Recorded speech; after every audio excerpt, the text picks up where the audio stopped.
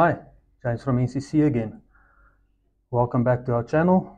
Today we'll continue with the third installment of our questions, still covering the CompTIA A+ 2201101. Today we'll be looking at the third installment, like I said, which covers the computer power supplies. If you like the video, please like, share, subscribe to our channel. Hit the bell icon to get notifications with relating to new videos being published. Let's start off with our first question. Question number 1. An engineer is experiencing unexpected reboots on a graphics workstation when rendering complex 3D models.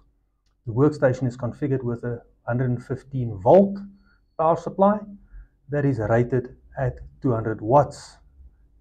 And connected to a UPS.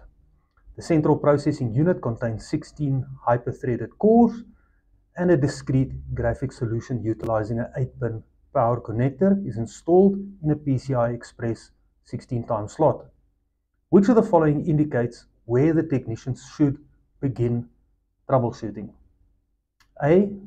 The UPS, as 115 volts, is insufficient for the configuration and should be increased to 220 volts. B. The power supply, as 200 watts, is insufficient when the GPU is heavily tasked. C. The graphics card, as it is the component that triggers the unexpected reboot.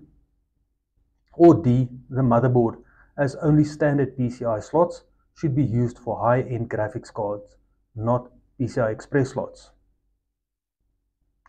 Now the correct answer is B. The power supply, as 200 watts, is insufficient when the GPU is heavily tasked.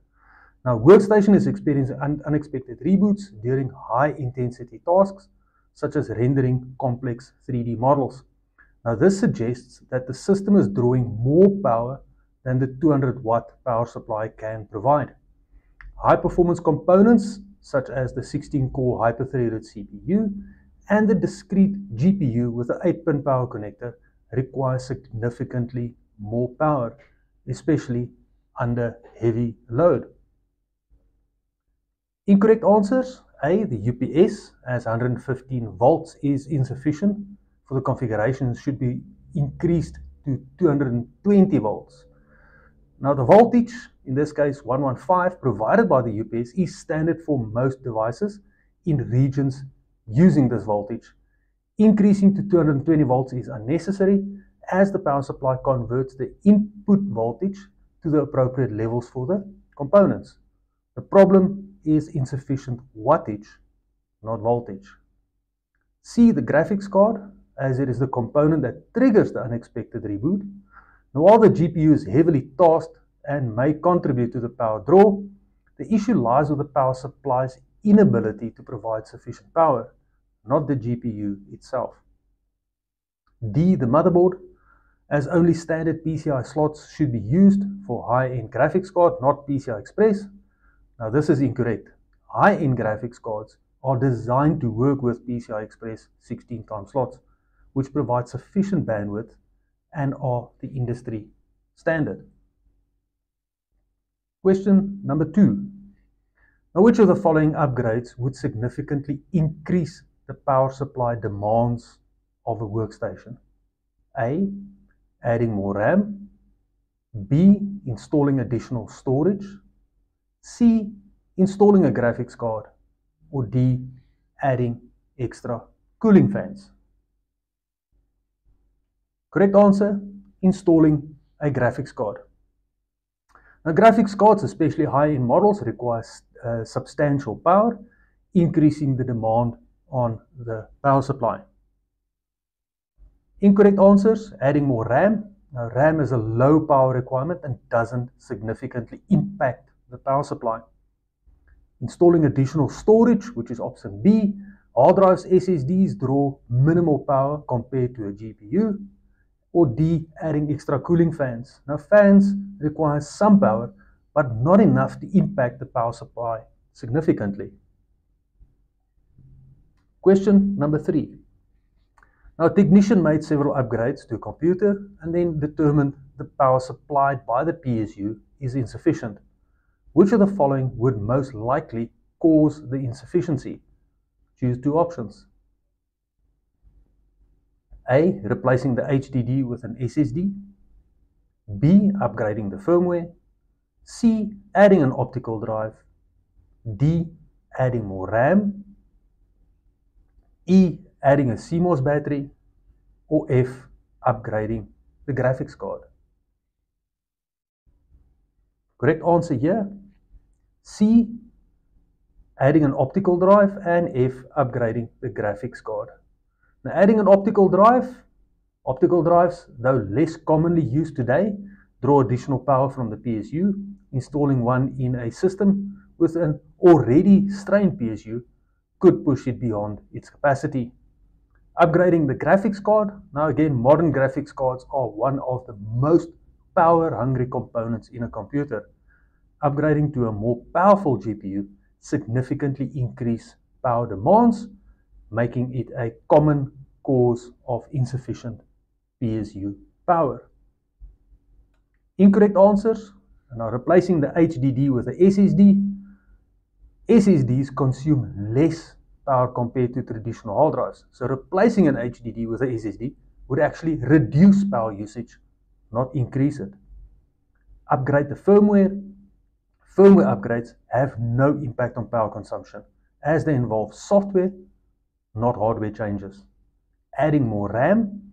Now, while adding more RAM increases power consumption slightly, it is minimal compared to components such as a GPU or an optical drive, and it's unlikely to cause a PSU to become insufficient. Adding a CMOS battery. Now, CMOS battery is a small coin cell battery that powers the motherboard's real-time clock and the BIOS settings. It draws negligible power and would not affect the PSU. Question number 4. Now, a technician is preparing to set up a gaming computer. Which of the following would be a great importance or of great importance for this type of setup? Installing additional cooling fans, configuring RAID, high-end sound card, or ensuring the PSU has a sufficient wattage rating. Correct answer, ensuring the PSU has a sufficient wattage rating. Now, gaming computers often include powerful components that require high wattage, so a capable PSU is essential. Incorrect answers. Installing additional cooling fans. While beneficial, cooling isn't as critical as a power supply adequacy. Configuring RAID setups aren't common requirements for gaming systems. High-end sound cards enhance audio but aren't essential for gaming performance. Question number 5. A technician is preparing to set up a gaming computer with the following components: discrete high-end graphics card, video capture card, high-end processor, multiple hard drives, USB 3 hub, and a sound card. Which of the following options is the most important for the technician to consider before building the gaming computer? A. A redundant power supply. B. Modular power supply. C. 20-pin versus 24-pin power adapter. Or D. Power supply wattage rating. Correct answer, the power supply wattage rating. Now, the wattage rating is the most common important factor to consider when building a gaming computer with high-end components. These components, such as a discrete high-end graphics card, a high-end processor, and multiple hard drives, have significant power demands. Ensuring that the power supply unit, or PSU, has a sufficient wattage rating to handle the combined load of all components is critical to system stability and performance.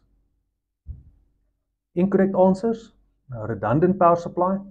Now, redundant power supplies are typically used in enterprise environments for reliability, not necessarily for gaming computers. B. Modular power supply, while modular power supplies are convenient for cable management, they do not directly address the need for sufficient wattage to power all components. C, 20-pin versus 24-pin adapter. Now, most modern motherboards require a 24-pin connector. This would only be a consideration if the power supply were outdated, which is less relevant for a new gaming build. Question number 6. What is the greatest amount of power that PoE Plus can deliver to a single device?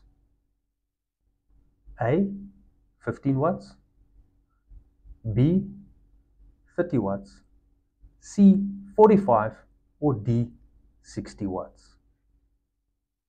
Correct answer, 30 watts.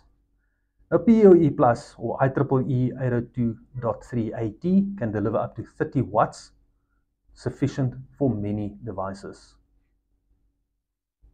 Incorrect answers. 15 watts, now this is the limit for standard PoE, not PoE Plus. C, 45 watts, PoE Plus does not support 45 watts. 60 watts, now 60 watts would require PoE Plus, which is the 802.3 BT, not the PoE Plus. Question number 7. Which of the following power connectors would be used to supply power to a SATA hard drive? Molex, 15-pin SATA power connector, PCIe, 4-pin CPU connector. Correct answer, a 15-pin SATA power connector.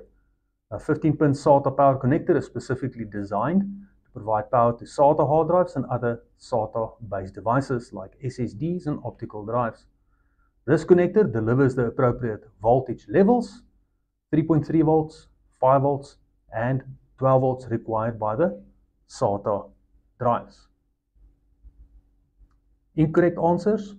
Molex. Now, the Molex connector are older 4-pin power connectors, typically used with IDE drives and some other peripherals, but not with SATA drives. C, PCIe. The PCIe or Peripheral Component Interconnect Express connectors are used to supply power to graphics cards and other PCIe expansion cards, not SATA hard drives. D, a 4-pin CPU connector. Now, the 4-pin CPU connector supplies additional power to the CPU on the motherboard and is not used for hard drives. Question number 8. When assembling a workstation with dual advanced graphics cards and repurposing an existing ATX case, what type of power supply unit should a technician choose to best meet the energy demand of the system? A, a 600 watt non-modular power supply. B, 750 watt modular power supply. C, 1000 watt modular power supply. Or D, a 500 watt standard power supply. Correct answer, 1000 watt modular power supply. 1000 watt modular power supply is the best choice for a workstation with dual high-end graphics cards, as these components have significant power demands. The 1000 watt power supply provides sufficient power for the graphics cards and other system components. The modular design is also advantageous for cable management and airflow within the ATX case, which helps maintain optimal temperature and supports high performance in a workstation setup. Incorrect answers. 600 watt non-modular power supply. Now, this wattage may be insufficient for dual graphics cards and a high performance workstation. B, 750 modular power supply. Now, although modular, 750 watts may not provide adequate power for dual high-end graphics cards. And lastly, D, a 500 watt standard power supply. This wattage is far below what is required for such a setup and lacks modular flexibility for cable management. Question number 9. An individual has recently assembled a workstation from components bought from an online marketplace. The computer starts up and can perform simple tasks like web browsing. However, it powers off abruptly when attempting to play a 4K video or during gaming sessions. What is the most likely reason for the computer's shutdown during these high-demand activities? A. Insufficient power supply. B. Additional thermal paste is needed between the CPU and heatsink. C. Outdated graphics driver. Or D. Faulty RAM. Correct answer, insufficient power supply. Now, the most likely reason for the computer shutting down during high demand activities, like playing a 4K video gaming, is insufficient power supply. Now, these activities place a significant load on the CPU, GPU, and other components, which can draw more power than the power supply unit or PSU is capable of providing. If the PSU is underpowered or not functioning properly, the system may shut down to prevent damage from power overload. Incorrect answers. Additional thermal paste is needed between the CPU and heatsink. Now, insufficient thermal paste can cause overheating and lead to shutdowns, but the fact that the computer works fine during light tasks like web browsing suggests it's unlikely to be a thermal issue. Overheating would typically cause the system to shut down more gradually or at a lower levels of load. C. Outdated graphics drivers.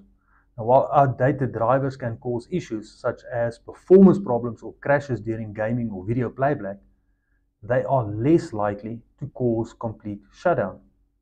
A more likely scenario with outdated drivers would be graphical glitches or application crashes rather than a system-wide power off. Faulty RAM. Now, faulty RAM could cause system instability and crash, but it's more likely to result in error messages, blue screens, or application crashes rather than causing an abrupt shutdown when demanding tasks are executed. Question number 10. What is the purpose of using a surge protector? A. To connect multiple devices. B. To protect electronic devices from voltage spikes. C. To filter network traffic. Or D. To provide backup power. Correct answer, to protect electronic devices from voltage spikes. Now, surge protector safeguards electronic devices by absorbing or diverting excess voltage from power surges or spikes, preventing damage to connected equipment. Power surges can occur due to lightning strikes, power outages, or electrical fault, and surge protectors provide a layer of defense against these events. Incorrect answers: to connect multiple devices. While some surge protectors function as power strips and allow multiple devices to connect, the primary purpose is protecting from voltage spikes, not just connectivity. C. To filter network traffic. Surge protectors do not interact with network traffic. Network traffic is performed by firewalls or routers. D. To provide backup power. Now, backup power is the function of an uninterruptible power supply, or UPS, not a surge protector. Question 11. Which of the following is a common indication of a failing power supply? A. Frequent updates. B. Random shutdowns and reboots. C. Slow performance. D. High CPU usage. Correct answer: random shutdowns or reboots. Now, a failing power supply often causes random shutdowns or reboots because it cannot consistently provide adequate or stable power to the components of the system. Voltage fluctuations or insufficient power can lead to sudden system instability, which manifests as unexpected shutdowns or restarts. Incorrect answers. Now, frequent updates. Now, frequent updates are related to software and not an indication of a hardware failure, such as a power supply issue. Slow performance. Again, slow performance is usually linked to insufficient RAM, CPU limitations, or a storage issue, not a power supply. High CPU usage.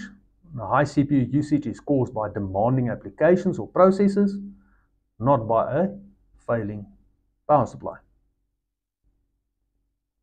Question 12. A user's desktop computer slows down after a few minutes of use, and the fans alternate between silent and very loud. Which of the following is most likely failing, therefore causing these symptoms? A. CPU fan. B. Memory. C. Power supply. D. Hard drive. Correct answer, CPU fan. These symptoms described, the desktop computer slowing down after a few minutes in use and the fans alternating between silent and very loud, strongly suggest an issue with the CPU fan.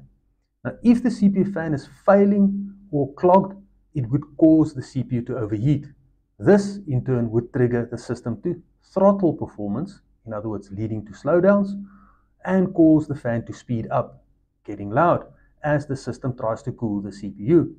Once the fan returns to its lower speed, the CPU may overheat again, causing the cycle to repeat. Incorrect answer, memory. While failing memory can cause instability or crashes, it's not typically associated with loud fans or overheating. Memory issues usually result in system crashes, blue screens, errors, not cooling system problems. C. Power supply. A failing power supply could cause system instability or crash, but it's less likely to result in the fans behaving erratically. Power supply failure often leads to complete shutdowns, instability, or failure to power on, but not specific symptoms like alternating fan speeds. D. The hard drive. A failing hard drive might cause performance issues like slow file access or system freezes, but it would not typically cause changes in fan noise or system temperature regulation. Hard drive failure usually manifests in slow performance or errors related to accessing data. Question 13. A technician is installing new power supply for the application engineering team's workstations. The management team has not yet made a decision about installing dual graphics cards, but they want to proceed with the project anyway. Which of the following power supplies would provide the best solution? A. 1000 watt 24 pin modular power supply. B. 220 volt 9000 joule surge protector. C. 500 watt redundant power supply. D. A 2000 voltage uninterruptible power supply.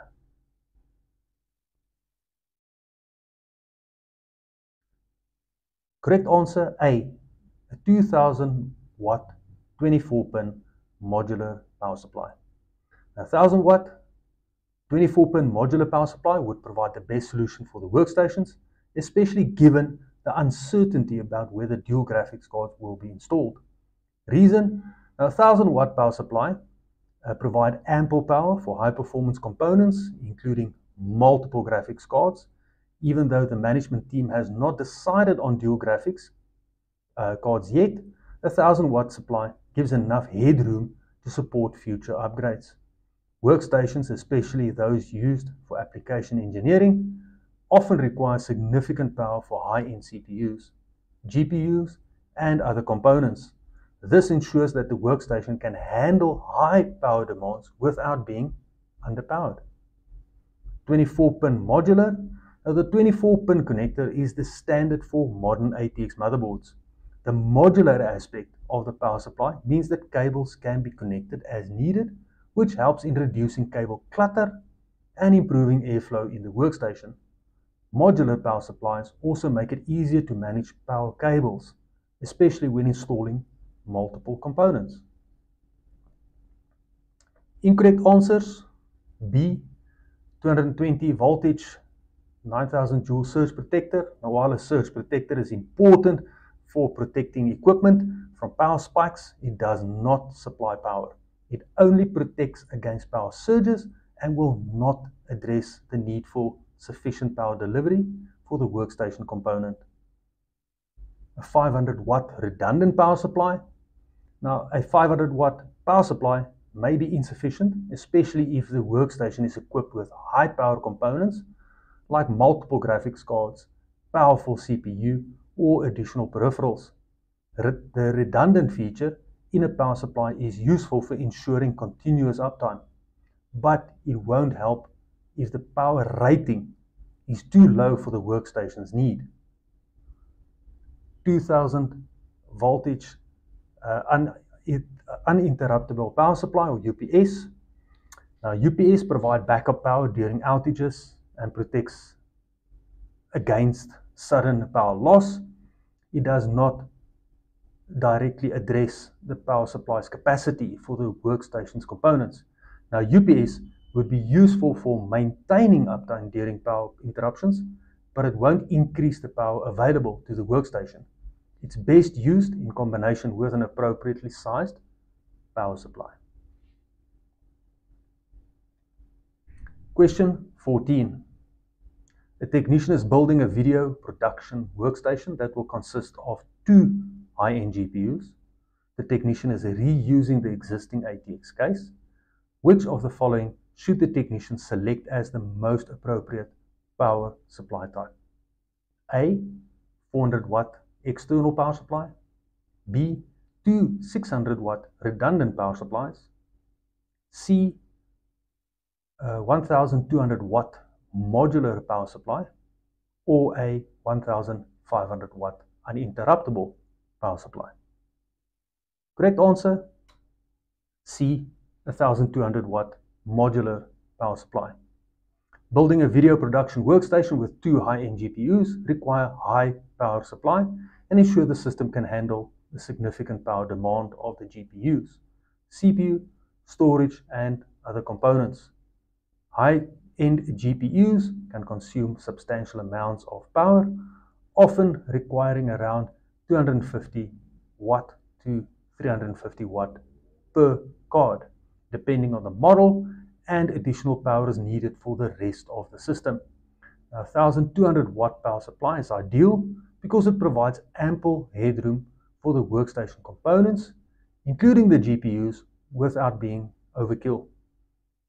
The modular design of the power supply is beneficial as it allows the technician to use only the cables needed for the specific configuration, reducing cable clutter and improving airflow. Incorrect answers. A 400 watt external power supply. Now, a 400 watt power supply would be insufficient for a workstation with 2 high-end GPUs. This would likely cause instability, crashes, or failing to power the system properly, especially under load during video rendering or other GPU-intensive tasks. 2 600 watt redundant power supplies.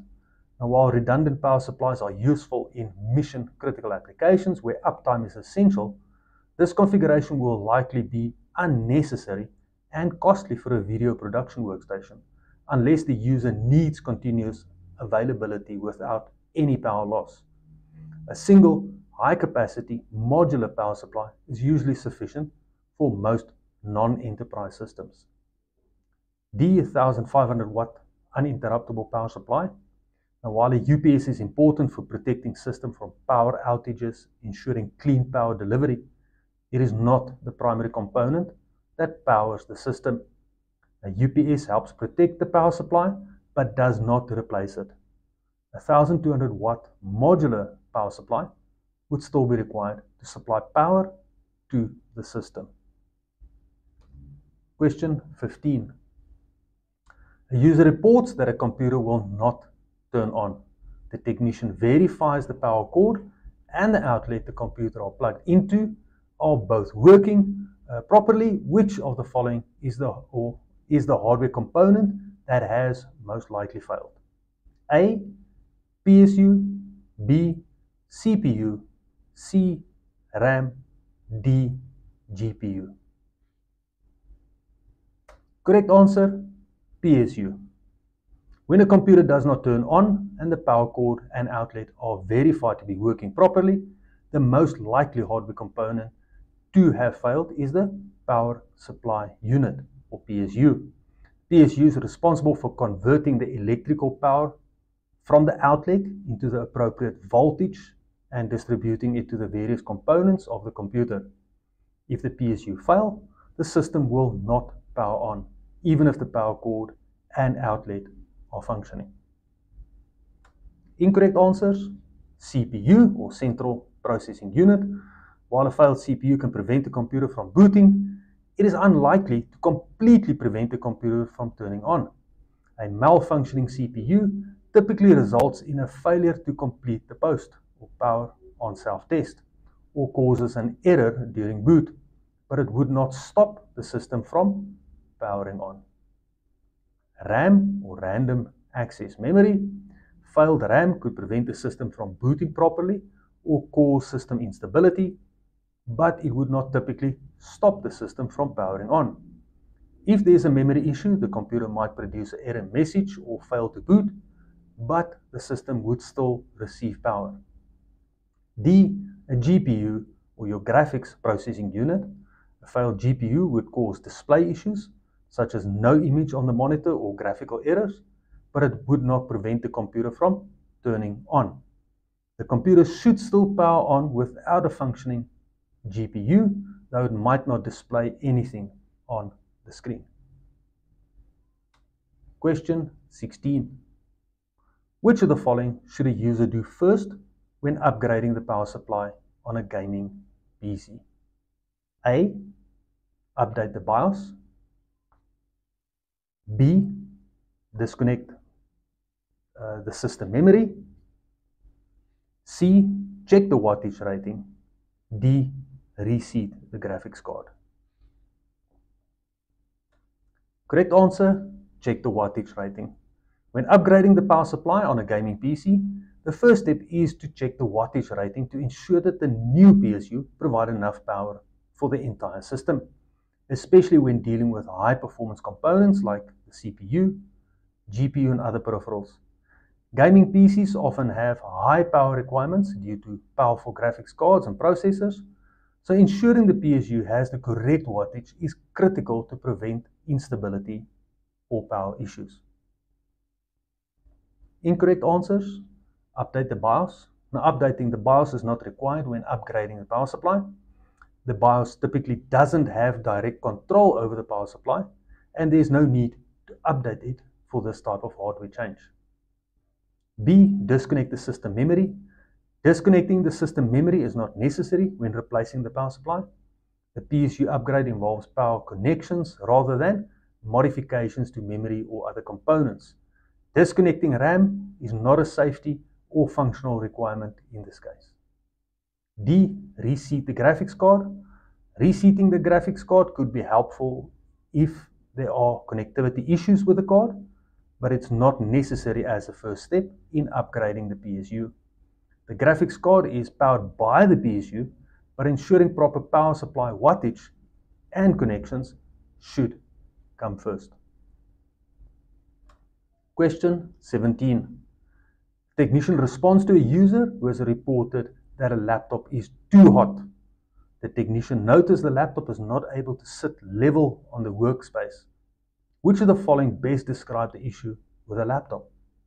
A, docking station is improperly installed. B, hard drive is disconnected. C, the CPU fan is too powerful. Or D, the battery is damaged. Correct answer: D, battery is damaged. If a laptop is overheating and unable to sit flat on a workspace, this strongly indicates a swollen or damaged battery. Lithium-ion batteries can swell when damaged or nearing failure, causing the laptop casing to deform, making it difficult or impossible to lay the laptop flat. Additionally, a damaged battery often leads to excessive heat generation, resulting in overheating issues. Incorrect answers: a docking station is improperly installed. Improper installation of a docking station typically does not cause the laptop itself to warp or become uneven. Docking stations problems usually cause connectivity issues or external peripheral malfunction, but not overheating or physical deformation of the laptop case. B, hard drive is disconnected. A disconnected hard drive would primarily result in booting or operating system issues, such as the inability to start or access data. It would not cause overheating or structural deformation of the laptop. C, the CPU fan is too powerful. An overly powerful CPU fan, which is rarely the scenario, would enhance cooling rather than cause overheating or physical deformation. Fan-related issues usually involve noise, cooling inefficiency, not laptop deformation. Question 18. Technician is working on a critical warehouse machine that will not turn on. The technician has determined the power supply for the machine failed. The warehouse manager is looking for a solution that will prevent downtime in the future. Which of the following devices should the technician install to meet this requirement? A grounded power supply. B, modular power supply. C, 220 volt power supply. Or D, a redundant power supply. Correct answer, a redundant power supply. Now, a redundant power supply provides multiple power units within a single system.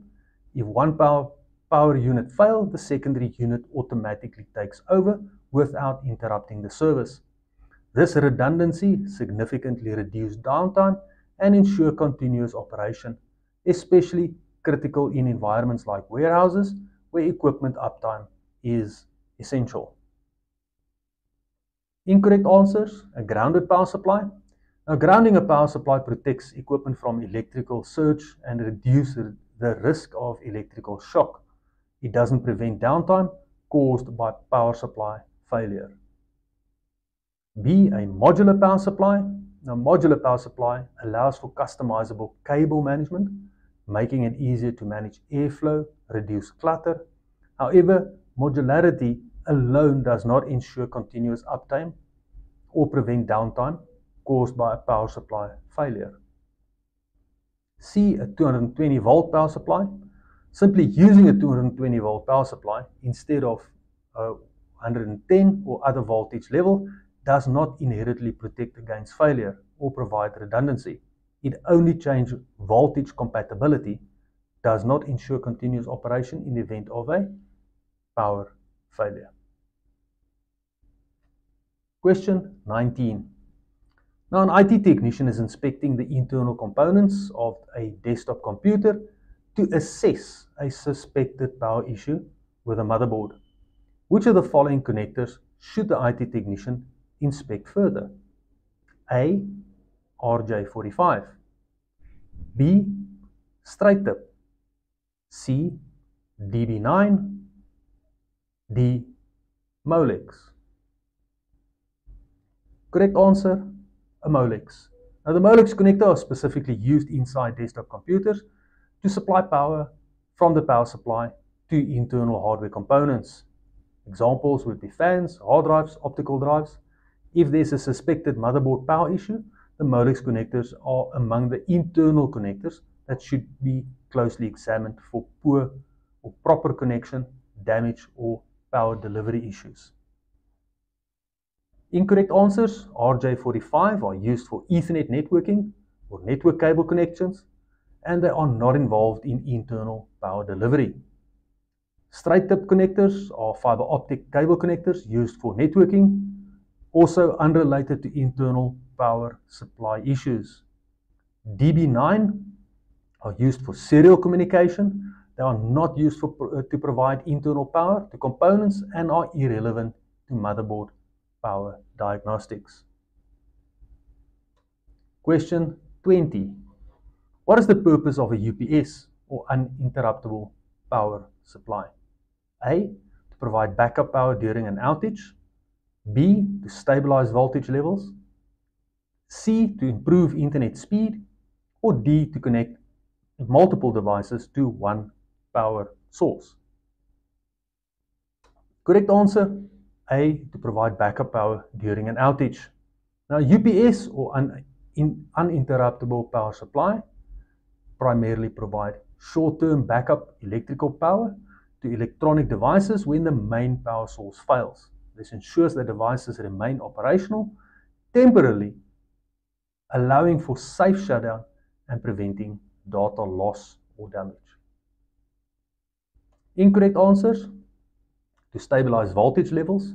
Now, although many UPS devices offer voltage stabilization, which is the automatic voltage regulator or the AVR, it is a secondary feature. The primary purpose is still providing backup power during outages. C, to improve internet speed. A UPS has no effect on internet performance. D, to connect multiple devices to one power source. A power strip or surge protector primarily serves this purpose, not specifically a UPS. The primary function of a UPS is providing backup power. Question 21. What is the primary purpose of using a surge protector? A, to improve internet speed. B, to protect electronic devices from voltage spikes. C, to regulate power consumption. Or D, to provide backup power. Correct answer: B, to protect electronic devices from voltage spikes. A surge protector is designed specifically to shield electronic equipment from sudden voltage spikes or surge that occur due to power fluctuations or electrical faults, to absorb or divert excess voltage, preventing damage to the connected device. Incorrect answer: to improve internet speed. Now, a surge protector has no impact on internet speed. C, to regulate power consumption. Surge protectors do not regulate or manage the amount of electricity consumed by the device. D, to provide backup power. Providing backup power during outages is the role of a UPS, not a surge protector. Question 22. What does a UPS do? A, provide additional power outlets. B, supplies backup power during an outage. C, reduce power consumption. D, convert AC to DC power. Correct answer: supplies backup power during an outage. Again, a UPS primarily provides temporary backup power to electronic devices during an electrical outage or interruption. It ensures continuity of operations, allowing devices enough time for a safe shutdown, thus protecting hardware and preventing data loss or corruption. Incorrect answers: provides additional power outlets. While UPS units typically have multiple outlets, their primary function is backup power, not just adding extra outlets. Reduce power consumption. A UPS doesn't reduce or control the energy consumption of connected devices. Convert AC to DC. Although UPS internally uses DC power from its batteries, its primary function is providing backup power, not serving as a general AC to DC converter for connected devices. Question 23. Which of the following characteristics of a UPS or uninterruptible power supply? A, provide backup power during outages. B, regulates power supply. C, connects multiple devices. D, increase internet speed. Correct answer: provide backup power during outages. Again, as you can see, there are quite a few questions that comes down to the same answer, just ask slightly different, which might confuse a learner. So always make sure that you read the answer or question very carefully, read the answers very carefully, make sure that you fully understand what the question asks. Now, UPS, uninterruptible power supply, again is characterized primarily by its ability to provide short-term backup power. When the main electrical supply fails, It protects devices from sudden shutdowns, helps prevent data loss, and allows for a safe equipment shutdown. Incorrect answers. It regulates power supply. Although some UPS units include voltage regulation, the defining characteristic of a UPS remains providing backup power during an outage. Connecting multiple devices. While UPS units typically allow multiple devices to connect, their primary characteristic is still backup power provision. Increased internet speed. A UPS unit have no influence on internet speed or performance. Question 24. What is the purpose of a surge protector? A, to filter network traffic. B, to protect devices from voltage spikes. C, increase internet speed. Or D, connect multiple devices. Correct answer, to protect devices from voltage spikes. Similar to the previous question, this one also multiple times been asked, surge protectors. Now, as can be seen here, a surge protector is designed specifically to shield electronic devices from voltage spikes and transient surges in electrical supply. It prevents damage to sensitive electronic by absorbing or redirecting excess voltage. Incorrect answers. Filtering network traffic. Now, surge protector don't perform network filtering. Their function is related solely to electrical power. Increase internet speed. Surge protectors have no effect on internet speed. Connect multiple devices. Again, although many surge protectors offer multiple outlets, the primary function is to protect devices from voltage spikes, not simply connecting more devices. Question 25. Now, which of the following is a common symptom of a failing power supply? A, random shutdown or reboot. B, overheating CPU. C, inability to connect to the internet. Or D, high CPU usage. Correct answer, random shutdown or reboot. Failing power supply often causes random shutdowns, restarts, reboots because it can't consistently supply stable, adequate power to computer components. This instability leads directly to unexpected system behavior, such as shutdown or spontaneous reboots. Incorrect answer, overheating CPU, typically caused by inadequate cooling or poor airflow rather than a power supply issue. C, inability to connect to the internet, usually related to network adapters, cabling, or configuration settings, not the power supply. High CPU usage, primarily caused by software-related factors such as background applications, malware, intensive processing tasks, again, not related to a failing power supply. Brings us to the end of our video. If you liked it, please remember to subscribe, share, and see you in the next video, which will be the fourth one in the series about memory.